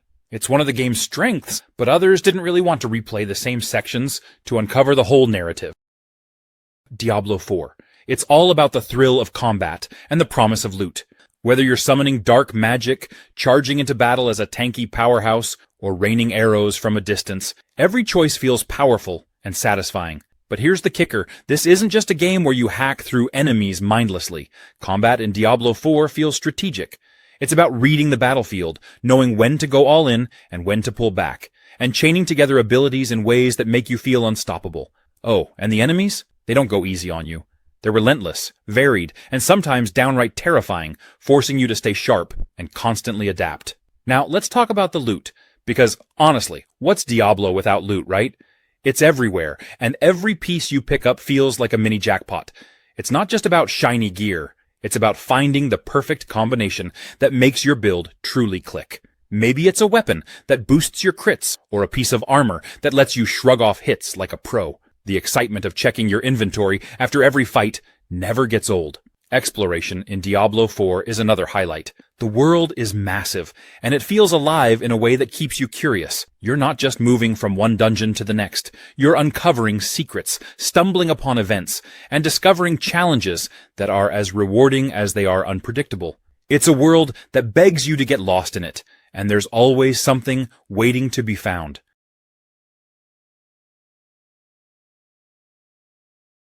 Marvel's Spider-Man Miles Morales. This game is just pure fun. I thought Insomniac nailed it with the first game, but playing as Miles? It's like they cranked up the cool factor.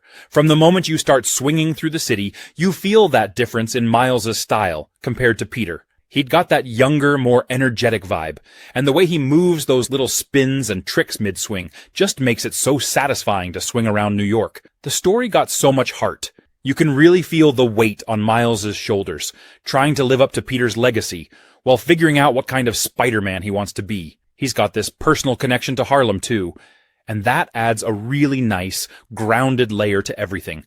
It's not just about saving the city. It's about protecting his community, his friends, his family. I felt way more connected to his journey because of that.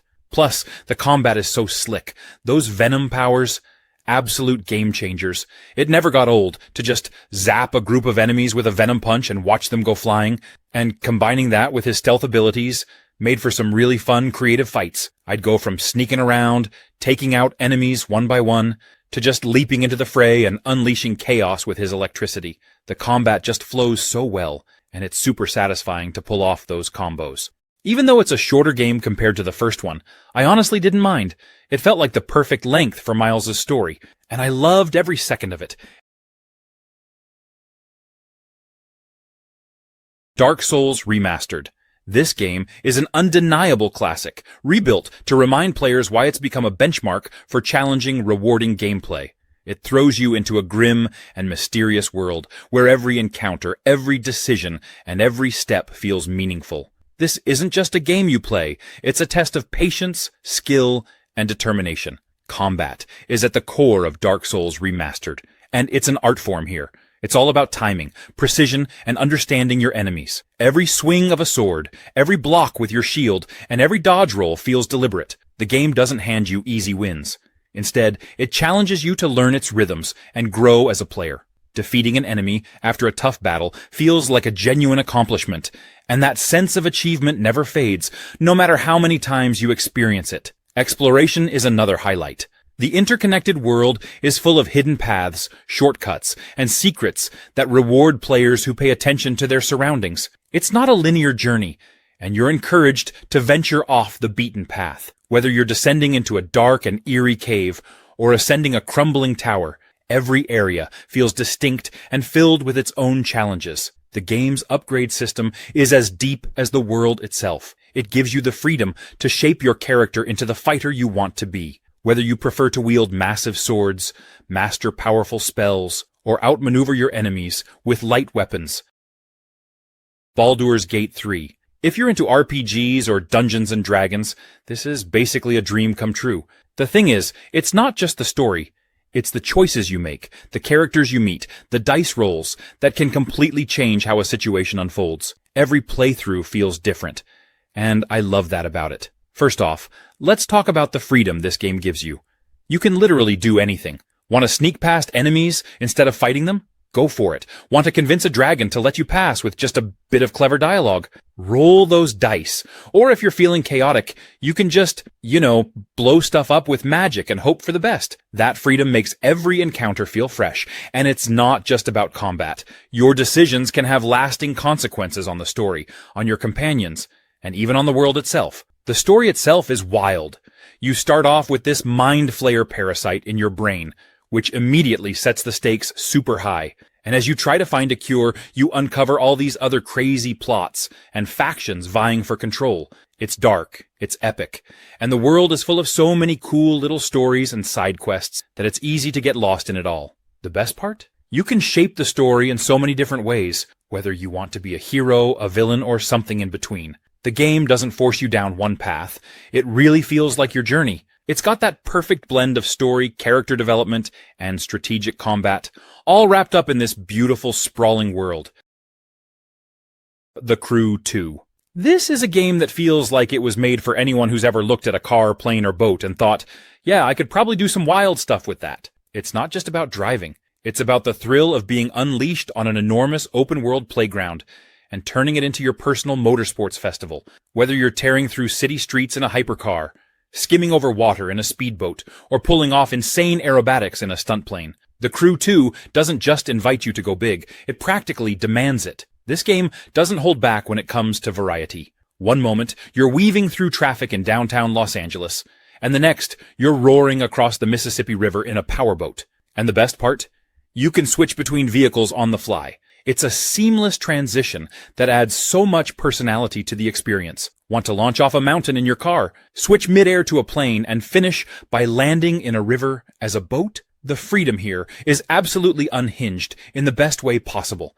The map is massive, covering a condensed version of the United States. It's not just about the size, though. It's about how alive it feels. Highways stretch endlessly, countryside sprawls out invitingly, and cities buzz with a certain kinetic energy. Each location feels distinct, and the way the environments cater to the vehicles you're using is incredibly satisfying. Flying over the Grand Canyon or speeding across the swamps of Florida gives every type of vehicle its time to shine.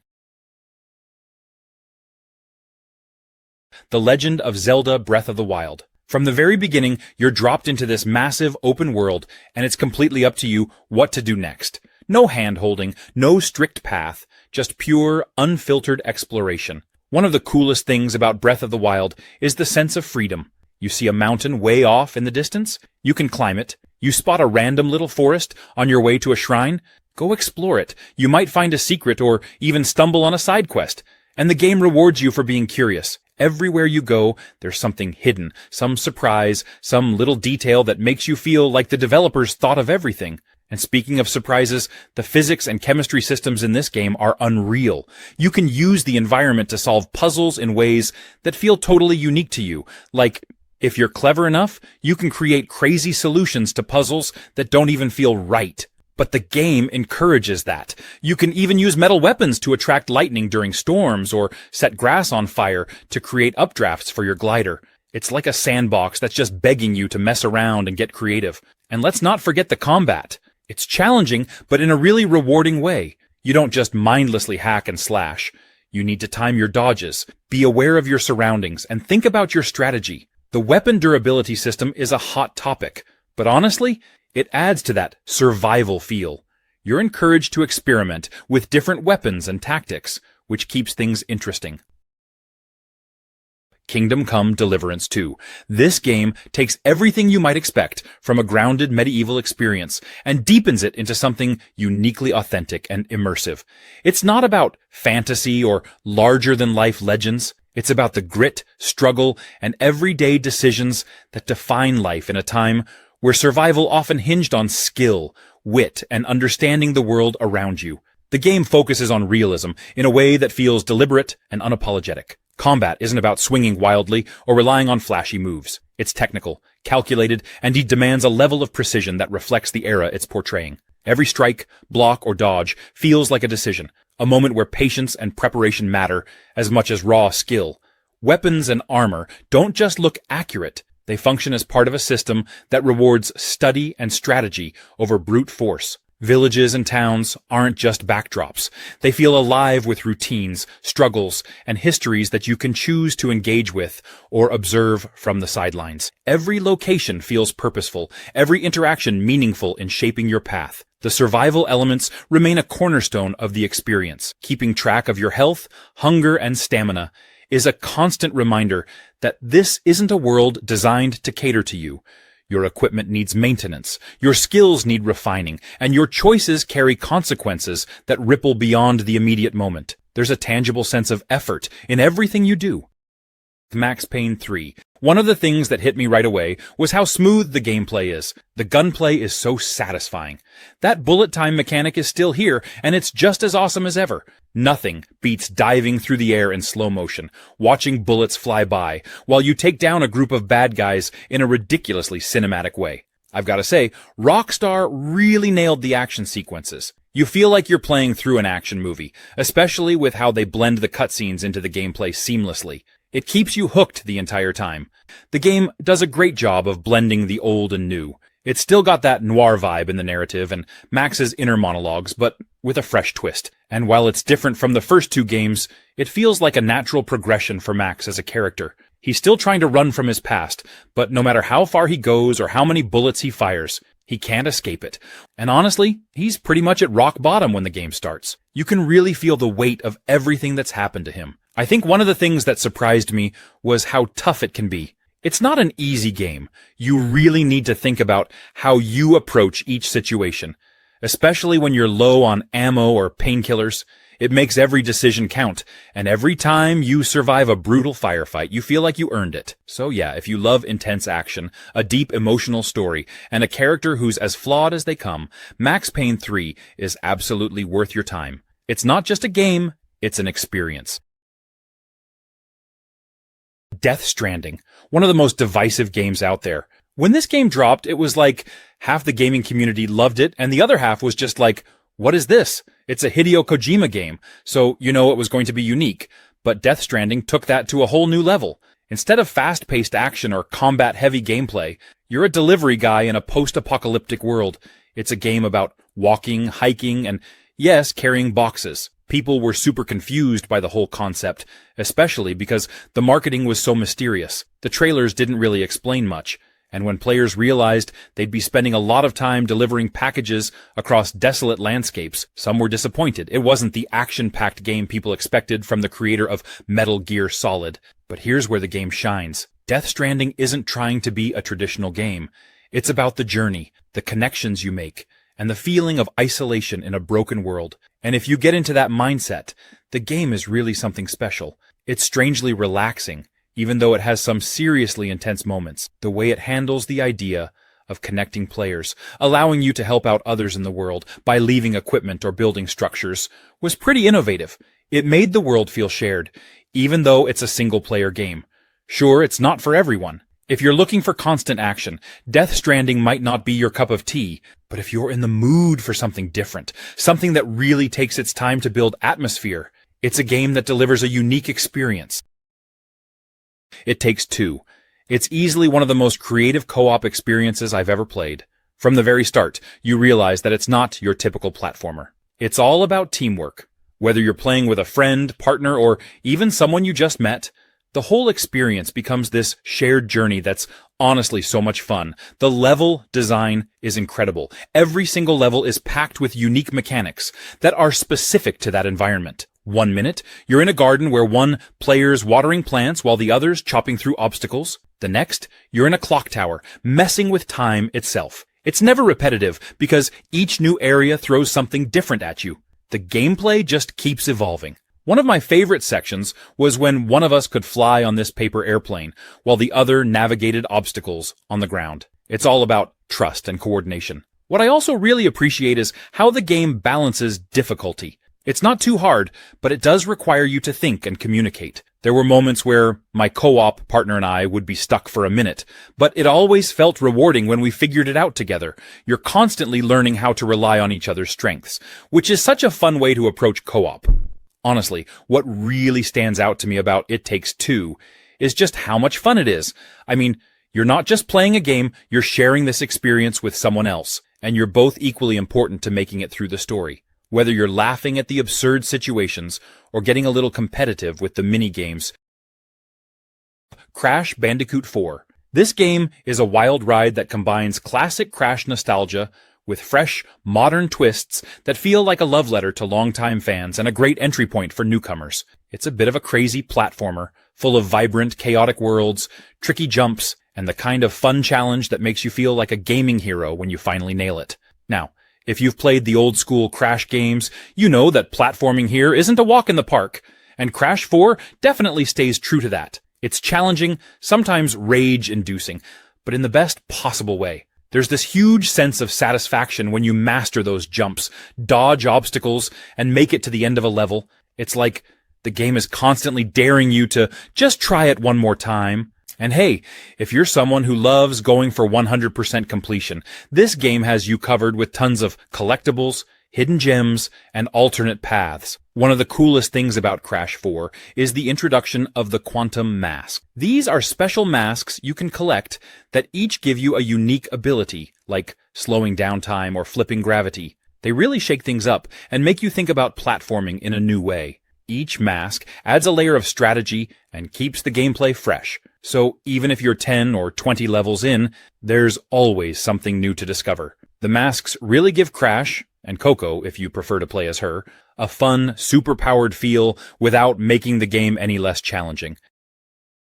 Rise, Son of Rome. You know, when I first fired up Rise, I wasn't entirely sure what to expect.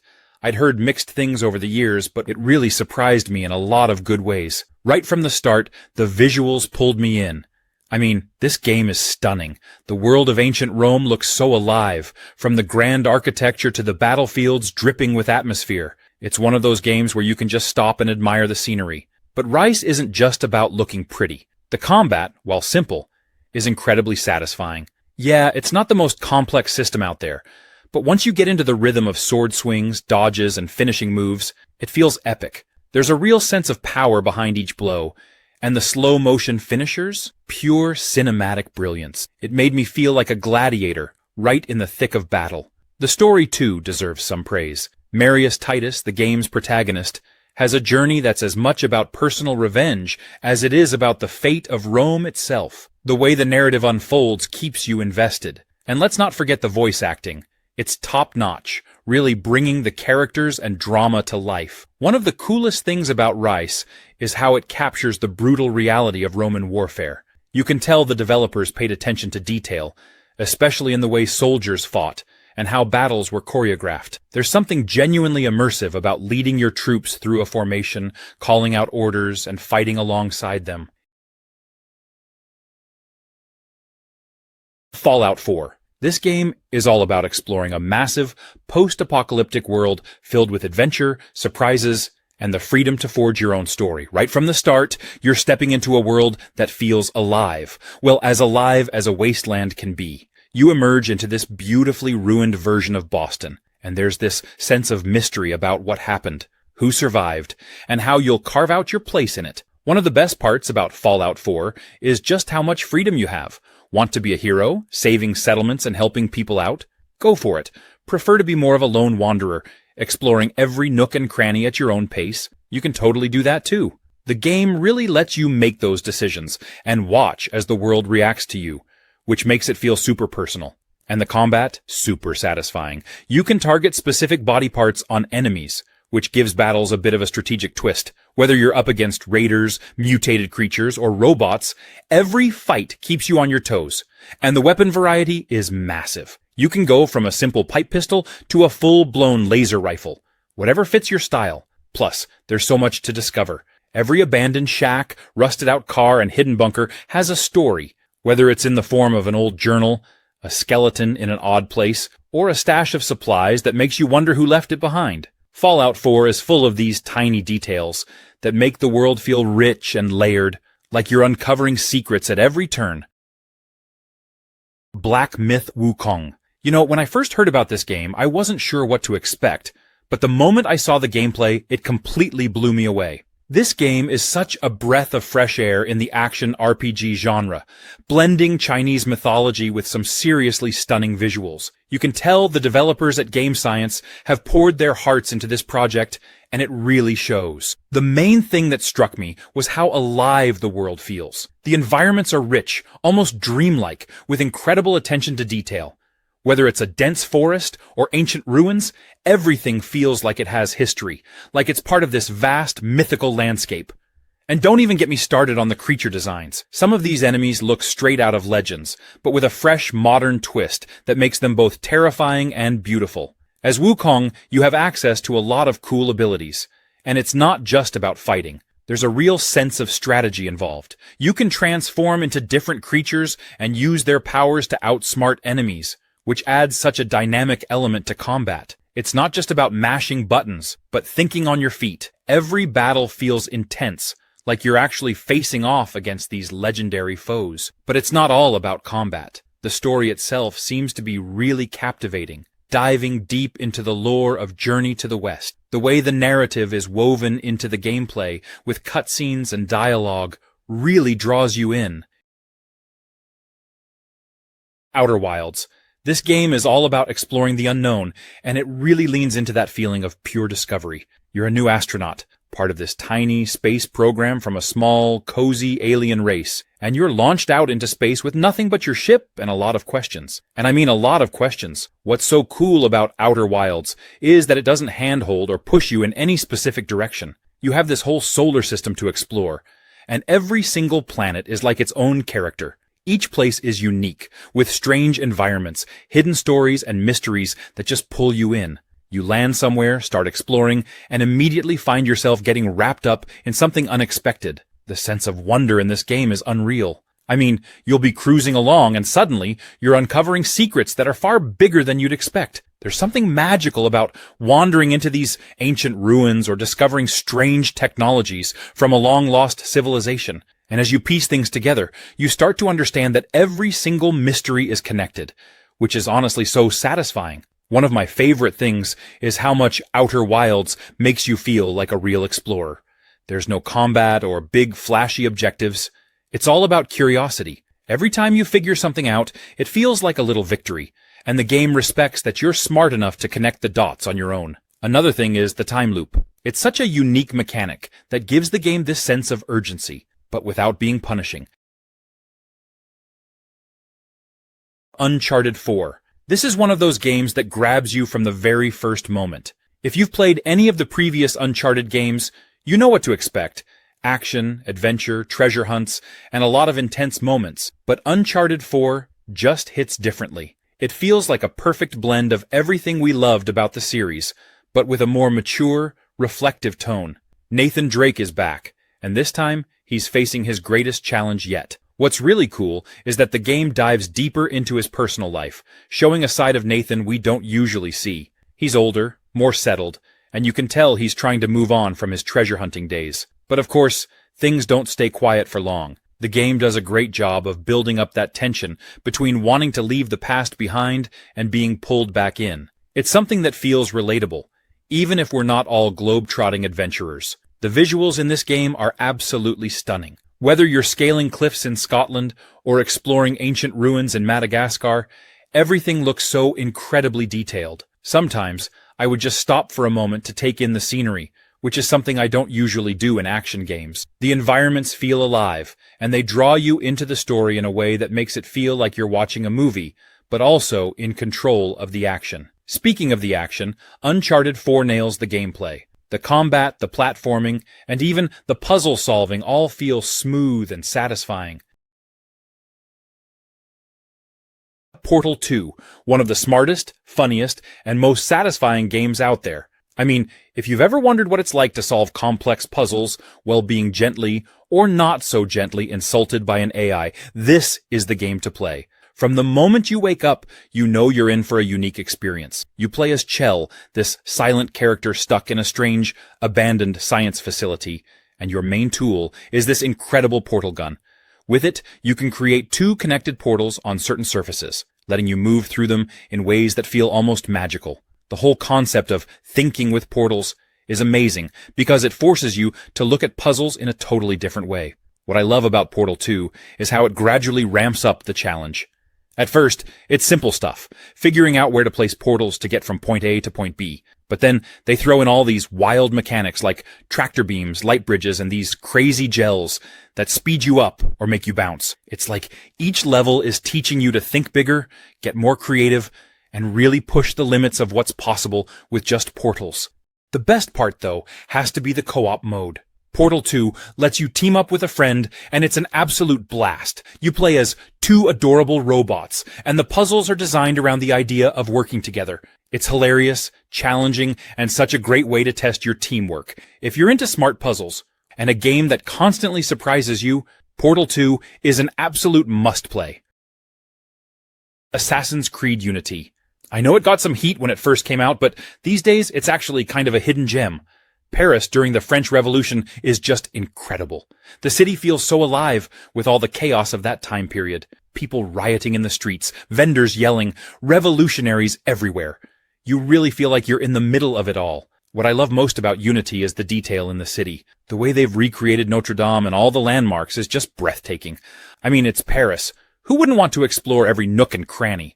Arno, the main character, gives off that classic Assassin's Creed vibe, but he's a bit more relatable. He's got this personal revenge story going on, which feels pretty typical for AC, but with the revolution happening around him, it adds a lot more tension. And the whole romance thing with Elise, I thought it was a nice touch, gave the story more depth. And let's talk parkour. The parkour in Unity is easily the best in the series. It just feels so smooth. Running through the narrow streets, climbing up buildings, it's like you can feel every jump and movement. Escaping guards or just free running across rooftops never gets old. The customization is a major highlight too. You can kit Arno out with different outfits, weapons, and abilities. Whether you want to go full stealth or just dive into combat, it's totally up to you. The freedom to shape how you play is awesome. Oh, and the co-op missions. I had so much fun with those. Running heists with friends, trying to coordinate attacks. It's pure chaos in the best way. Silent Hill 2 Remake. I've got to say, it totally nails that eerie, unsettling vibe that made the original such a classic. I mean, Silent Hill 2 is already one of the most iconic horror games out there, but this remake, it's like they took all the stuff that creeped us out back in the day and cranked it up with these incredible graphics and sound design. The foggy town of Silent Hill looks absolutely gorgeous in this remake. Well, in a terrifying, twisted way, of course. The way the fog moves, the way the shadows creep along the streets, it's so atmospheric. Walking through those empty, run-down streets, you can just feel the tension building. I caught myself hesitating before turning corners, just bracing for whatever nightmare was waiting around the bend. The monsters are just insane. Pyramid Head is back, and just as horrifying as ever. Seeing him in high definition? Yeah, it gave me chills. And the sound design makes it even worse. In the best way. You'll hear these distant, unsettling noises, and it just puts you on edge the entire time. The sound of the radio static kicking in right before a monster appears still gets me every time. What I also love is how faithful the remake is to the original, but it also adds some nice quality of life improvements. The controls feel smoother. The combat is a little more refined, but it still keeps that you're not some action hero vibe. Every encounter with a monster feels dangerous, like you're barely scraping by, which is exactly what you want in a horror game like this. If you're into survival horror at all, or if you loved the original, you've got to check this out. Alien Isolation. I don't think I've ever played a game that kept me on the edge of my seat like this one did. You know how some horror games throw constant jump scares at you? Not here. This one's all about that slow building tension. You're literally never safe. It captures that feeling of dread from the original Alien movie perfectly. And let me tell you, the atmosphere in this game is top tier. The space station is so incredibly detailed, like straight out of the 1970s vision of the future. It has that grimy, lived-in feel, which just adds to how isolated you feel. The lighting is phenomenal too. I remember creeping through these dimly lit corridors with shadows dancing everywhere. The vibe is so good, you just feel like you're there. And that's half the reason this game works so well.